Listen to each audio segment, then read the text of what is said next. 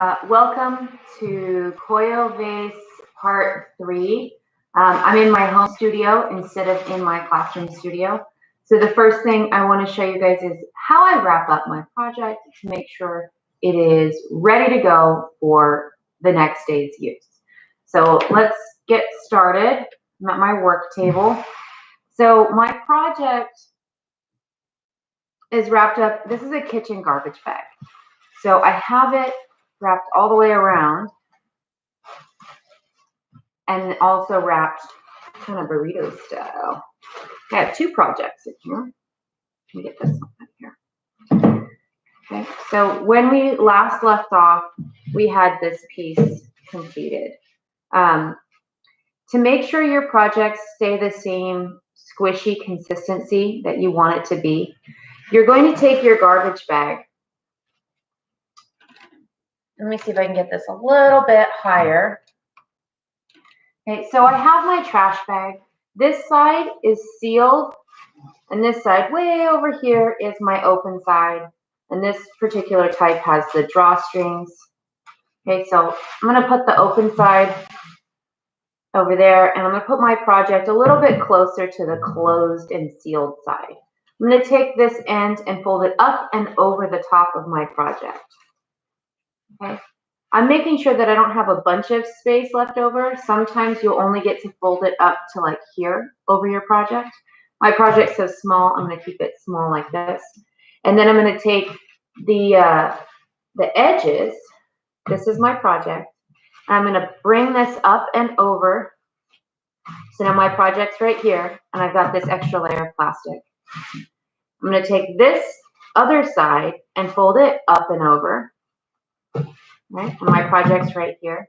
Since it's so small, I can actually wrap it around the back. Okay. And now my project's right here, but I have this tail of plastic. This tail of plastic is going to go up, over, and wrap around and keep wrapping around. This way I have 6, 7, 8 layers at least of plastic completely wrapping my piece. If I just put my project inside the bag, then I only have one layer, and if there's a hole anywhere, it's going to actually dry out my piece, and I don't want that. So we wrap it up like a burrito, which is one of my favorite foods.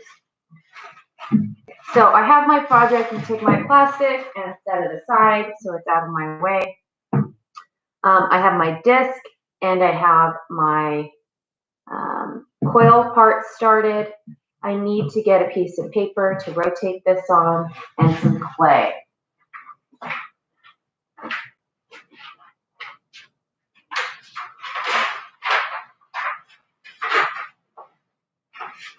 Okay, so I have my piece of paper. I just fold that in half and then in half again. So now I'll be able to rotate that.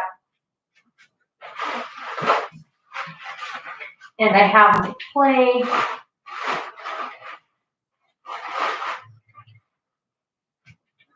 Okay, I'm going to start with just a hunky chunk of clay. So I'm going to need to make sure my clay is soft enough to work with. This clay feels a little bit stiff, so I'm going to break it up into little chunks.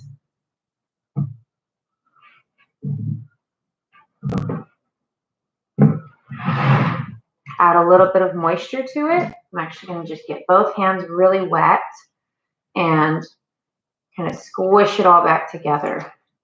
And this will really make it slimy. Then you break it in half and squish it back together again. And it'll go from slimy to sticky to perfect. So it's still slimy. I want my coils to be relatively soft. No stiff coils, because then you have cracking problems, and you don't want to have cracking problems. Some of you guys may be using different clays for this, and that's okay, because you can use coil vases with a variety of different types of clay. The biggest thing you need to be concerned with is the thickness that your clay can handle and what temperature your clay fires at. So the clay that most of my beginning students are using is a cone 5-6 clay. And the clay that my advanced students are using is the only clay I could get my hands on in the classroom during this lockdown, And so it is actually a cone 10 clay. So I have 2 different cone temperatures I'm working with now. Okay, so that's nice and reworked. I'm just going to wipe my surface, try to get any water off of there. And I'm going to start going into what I call coil production. So I pre-rolled, and now I'm rolling with my hands. And it's going to take practice, okay? Your first few coils are going to be not very great, and that's okay. It takes time to get good at coils. Okay? It takes time, energy, and effort.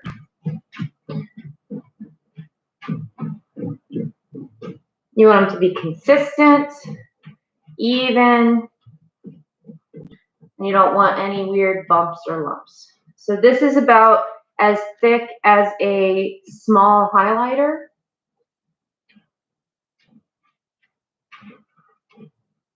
Okay, it's not one of those giant highlighters. It's as thick as a small highlighter. It's still bendy and flexy. I'm going to make sure I maybe add some water to it just so that way it stays nice and moist. And I'm going to set it aside, and I'll do another one. Okay, so again, I'm going to pre-squeeze and get this into a log shape. I may even pre-roll a little bit to even it out in my hands, and then I'll finish rolling on the table.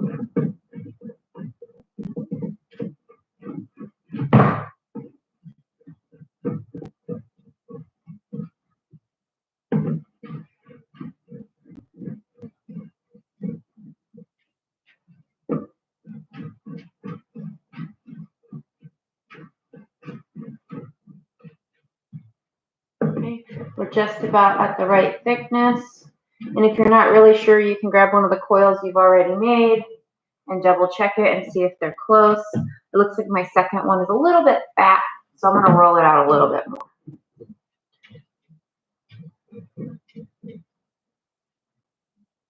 Okay. And again, it's bendy and flexy. I'm going to add some moisture to it just to maintain its moisture content. So I have been rolling it around on a porous surface. I'm going to go ahead and do another one.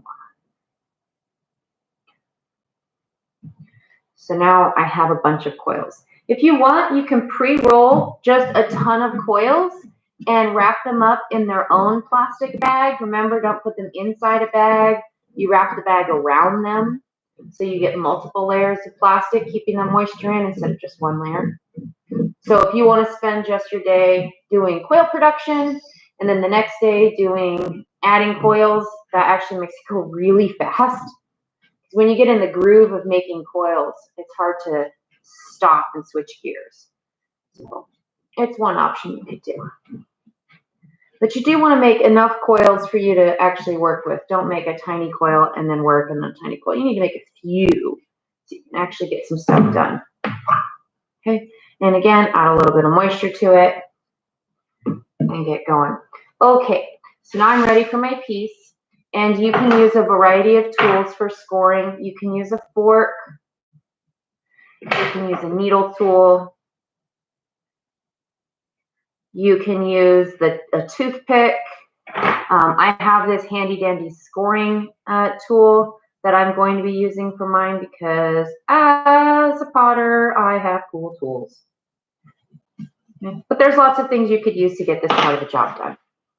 Let me bring you in a little bit closer so you have a better idea of what we're up to right now. Okay, so I have scored the tops of my base. I'm going to add some slip, which I left on the other side of the room.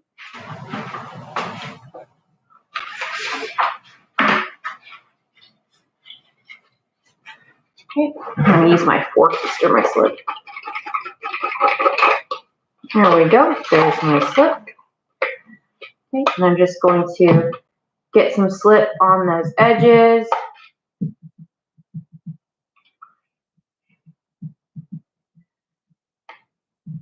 Remember, we dab the slip on. We don't wipe it on. When you wipe it on, you end up closing those little holes you just made. And the coils are fresh, so we won't need to slip and score the coils as long as this is really nicely slipped and scored. I never keep the ends of my coils because they always have this weird indentation on them. So I like to pinch off just the tip of my coil and get rid of it. Oops, get rid of it. So I'm going to just gently lay this coil on the top and rotate my piece. And this would be where you grab your template and you check it against your template. Now I'm going to go up. I'm starting to build up.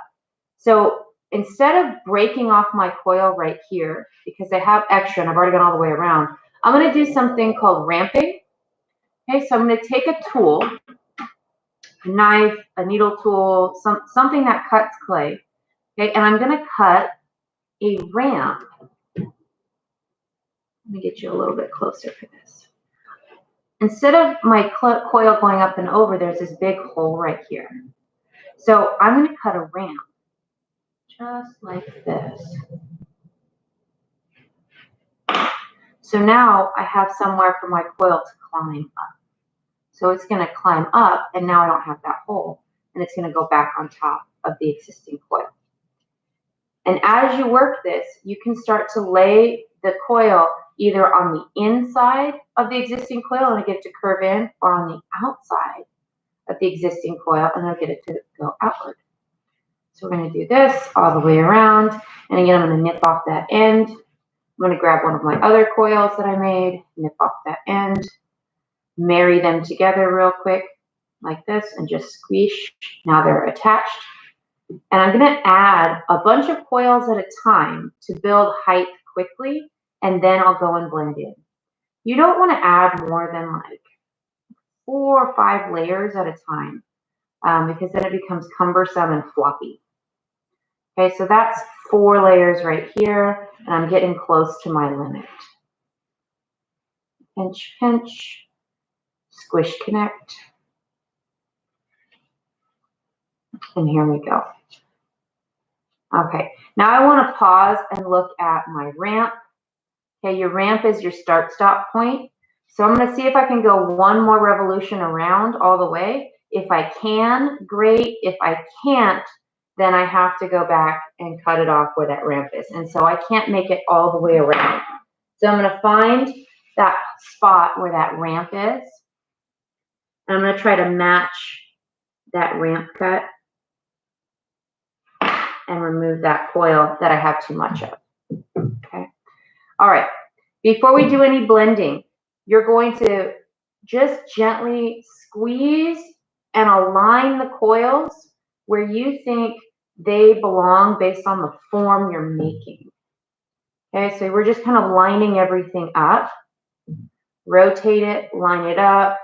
Make sure it's going the right direction. Make sure it's not going straight out or straight up. You want to make sure you have the right angle. Okay. Next thing you want to do is blend the inside first. We always blend the inside first.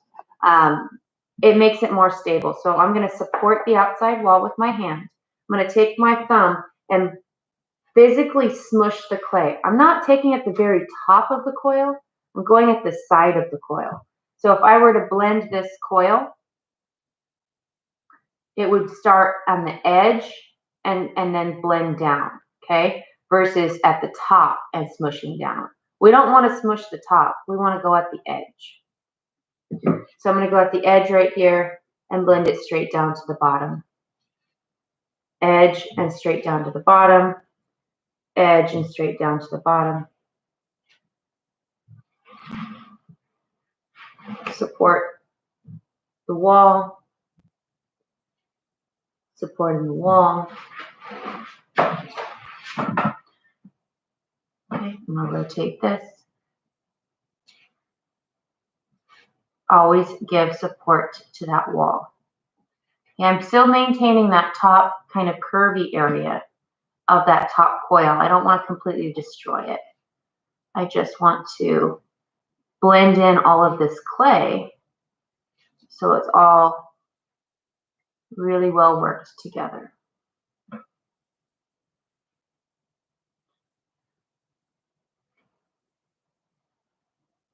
Okay, so the inside is now blended, and now I need to work on the outside. Okay, so I'm going to turn my head sideways. Don't pick up your piece and blend like this because that's how you smush it. Okay, So you're going to put your hand on the inside, support the wall, and blend it down. Okay, and it's a little bit challenging, but here is what that blending looks like. Okay, so it's going all the way through, but I still maintain some of that curve on the top of my coil, right? I didn't completely smush my coil. I still want to keep some thickness up here.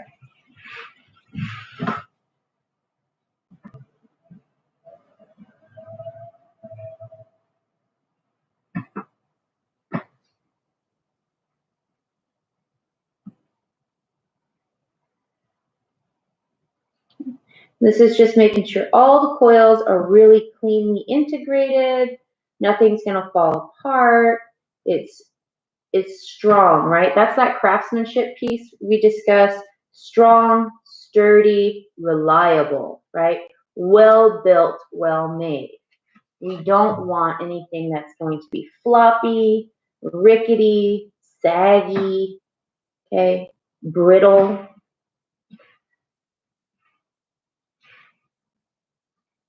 Okay. And now I have everything kind of blended in, but it looks like a hot mess. It's a hot mess. So you're going to take your credit card rim. Hopefully it's kind of clean. Okay. And you're going to support the outside walls and clean it up. This would be a really good time if you have extra cards to cut a little curve in there. And you can use that curve for the inside. It's really helpful. We have, as ceramic artists, we have special pottery tools for this. So we're going to use this special, it's called a metal rib. And I'm going to, it's got a curve built in. And that curve that's built in really helps get the job done. Okay. I'm going to do it to the inside. Clean up anything that comes off, because there is going to be a bunch that comes off. And then I'm going to curve and bend my rib. It has to be flexible, right? Flexible. And I'm going to start cleaning off and smoothing out the extra. So every time you add 4 or 5 coils and you smush them together, you need to do cleanup. Okay? Don't leave it and wait till the end, because then it'll get leather hard and it'll be impossible to clean up properly. It will be really challenging, and you may end up having to scrape the clay away or slip and score it until you can get it soft enough so you can remove it. It makes it a lot harder. So we clean as we go, and that makes our work a lot cleaner, a lot smoother, and that's that other part of craftsmanship. Neat, clean, and tidy. We don't want anything that is sloppy and messy and has accidents, right? We want something that's neat and clean and tidy. I'm going to use my professional tool because I have it and I can. Otherwise, you'll use your plastic rib, otherwise known as like a credit card or a gift card. Okay, so we're going to spend some time cleaning this. I don't need to show you every step on camera. But on part 4, I'll show you what it looks like when it is nice and clean and it's ready. I have one that's a little bit closer to being clean. Let me get that out of here. Okay, this one was one I demonstrated for a different class on a different day, and it's a lot closer to being clean. Let's look at the differences. Okay, so this is the one I just made, and it's got a lot of bumps and lumps. This one's a little bit smoother, but it could be a lot smoother and a lot cleaner. Okay, don't obsess over it at this point, but you want to make sure you start with a nice clean slate. So when you keep moving, it's easier to keep it clean and it's easier to see your shapes. Okay, so that was part 3 of Coil Vase.